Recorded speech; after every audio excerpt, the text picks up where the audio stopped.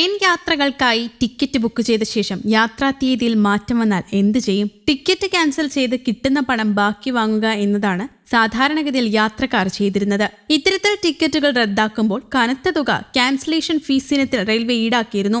ഈ രീതിക്ക് അടുത്ത വർഷം ആദ്യം മുതൽ മാറ്റം കൊണ്ടുവരികയാണ് ഇന്ത്യൻ റെയിൽവേ. പണം നഷ്ടപ്പെടാതെ യാത്രാ തീയതിയിൽ മാറ്റം വരുത്താൻ കഴിയുന്നതാണ് പുതിയ രീതി. ടിക്കറ്റ് ബുക്ക് ചെയ്ത തീയതിയിലെ യാത്ര മാറ്റിവെക്കേണ്ടി വന്നാൽ ഇനി മുതൽ പ്രത്യേക തുക നൽകാതെ ഓൺലൈനായി തന്നെ തീയതിയിൽ മാറ്റം വരുത്താൻ കഴിയുമെന്ന് കേന്ദ്ര റെയിൽവേ മന്ത്രി അശ്വിനി വൈഷ്ണവ് അറിയിച്ചു. ഒരു ദേശീയ മാധ്യമത്തോട് സംസാരിക്കുമ്പോഴാണ് അദ്ദേഹം ഇക്കാര്യം പറഞ്ഞത്.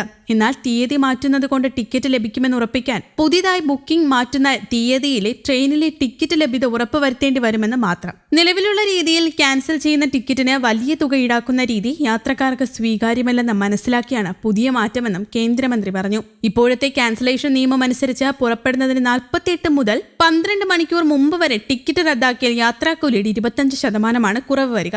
പുറപ്പെടുന്നതിന് 12 മുതൽ 4 മണിക്കൂർ മുമ്പുള്ള റദ്ദാക്കലുകൾക്ക് പിഴ കൂടുതലാണ്. റിസർവേഷൻ ചാർട്ട് തയ്യാറാക്കി കഴിഞ്ഞാൽ റദ്ദാക്കലുകൾക്ക് പണം തിരികെ ലഭിക്കാറില്ല.